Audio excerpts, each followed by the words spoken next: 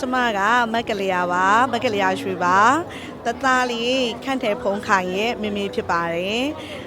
်ဒီနေ့ပွဲလေးကဘလို့ကနေလာပြီးတော့တက်ဖြစ်တာလဲဆိုတော့တသားခန့်တယ်ဖုံးခိုင်လေးကဒီ Hair Group ရဲ့ Pre-2 Mastery Class ကိုအောင်မြင်စွာပြီးဆုံးသွားပြီဖြစ်တဲ့အတွက်ဒီနေ့ဒီပွဲလေးကိုလာတက်ရောက်တာဖြစ်ပါတယ်ရှင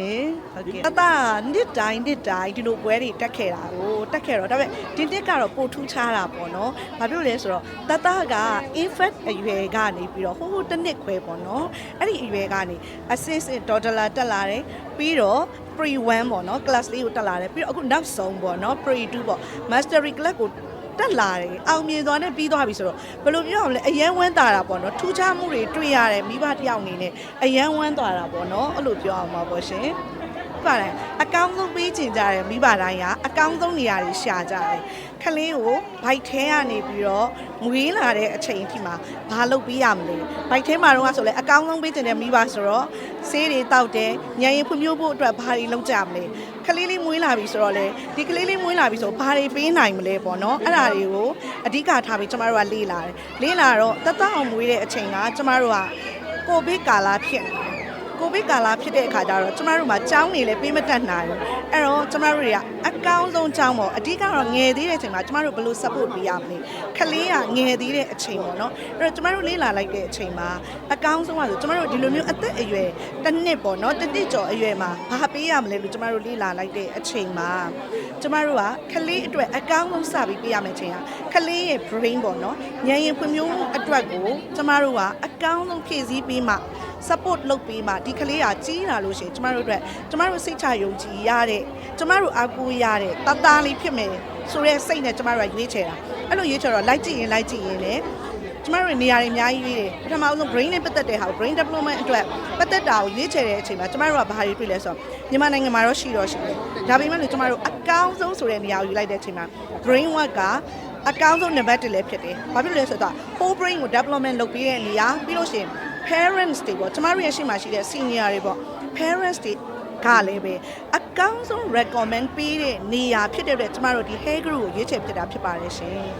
ဟုတ်လဲကျမကလေပထမဦးဆုံးတတက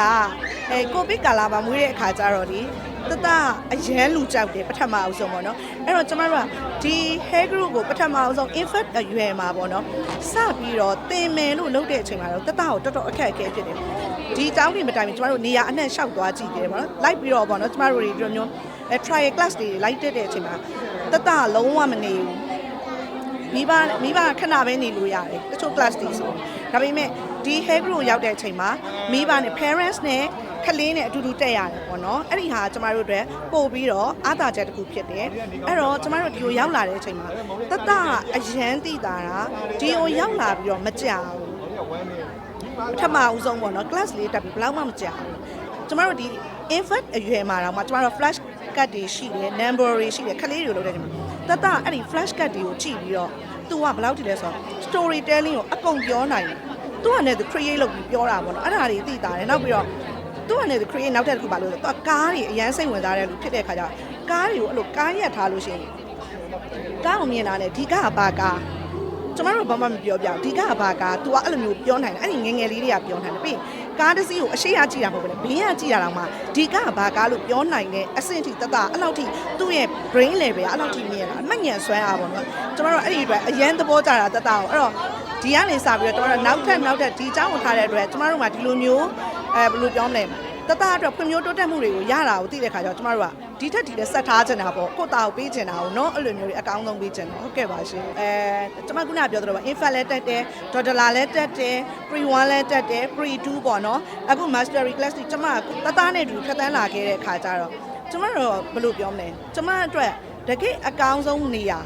ခလေးအတွက်အကောင်းဆုံးနေရာကျမခုနကလည်း stage ပေါ်မှာကျမပြောခဲ့တယ်ဒီ hair group ကနေပြီးတော့ပေါ့နော်ထုတ်ပေးလိုက်တယ်မွေးထုတ်ပေးလိုက်တယ်ခလေးတွေမှာတယောက်ချင်းစီမှာထူးခြားမှုတစ်ခုချင်းနေရှိတယ်ကညာဘယ်လိုပြောလဲဆိုကညာတို့ကခလေးကို